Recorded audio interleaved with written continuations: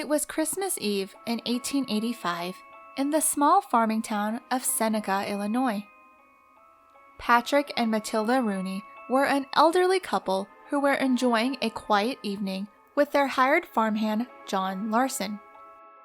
Patrick and Matilda were noted to be heavy drinkers, and the couple had consumed quite a bit of alcohol that evening. Larson excused himself for the night and went upstairs to the spare bedroom where he went to bed.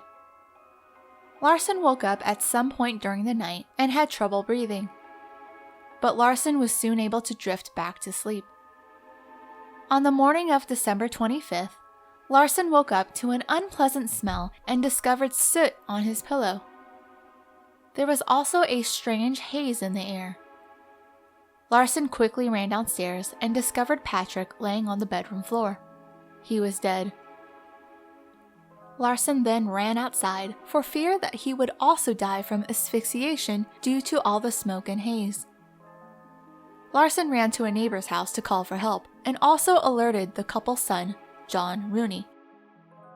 Police quickly arrived on scene, but they were unable to start their investigation until a doctor arrived on scene. It would take a whole day for a doctor to arrive from Port Huron, Michigan. Once the doctor arrived, the inquest and investigation began. Authorities entered the home and found Patrick Rooney laying in the bedroom. It was believed that Patrick died from asphyxiation from the fire. Authorities searched for the source of the fire and discovered that it came from inside the kitchen. There was a large kitchen table in the middle of the room.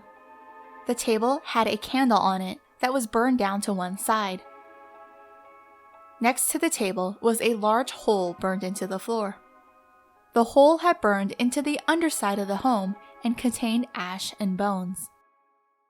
The doctor was able to retrieve a human skull, a cervical bone, a few vertebrae bones, a partial femur, and a partial hip bone.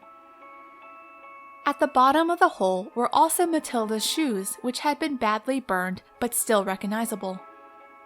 It was believed that Matilda's burning body had caused the pungent smell and residue inside the home. The doctor had determined that Patrick had died of asphyxiation caused by the fire. Foul play was immediately suspected. Suspicion quickly fell onto Larson, the farmhand who had spent the night in the Rooney home. But the outline of soot on the bed ruled Larson out, as it proved that Larson had been in bed during the events that occurred on Christmas Eve night. Suspicion then fell onto John Rooney, who some believed could have murdered his parents for financial gain. John Rooney was also ruled out because there was no evidence that an accelerant had been used in the fire. There was also no signs of foul play to his father, Patrick. Larson passed away 2 weeks after the fire. An autopsy would show that Larson suffered from lung damage due to the buildup of soot and greasy residue. It was the same soot and residue that had killed Patrick. With all likely explanations ruled out, the investigation then concluded that Matilda had died of spontaneous combustion of the human body.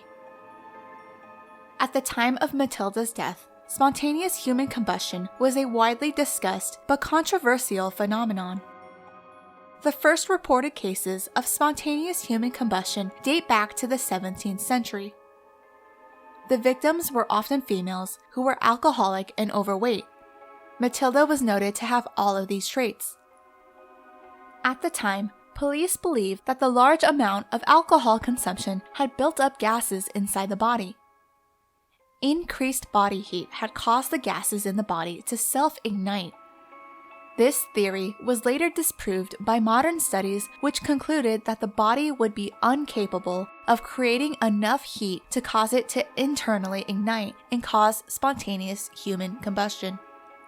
It was discovered that an external source of heat is needed to cause a combustion reaction. However, Matilda may have had an external source of heat. Remember that there was a candle left on the kitchen table that was burned down to one side. It was also believed that Matilda may have been ignited by lighting a cigarette. An external source of heat could have caused a wick effect, which was noted to be plausible by forensic scientists.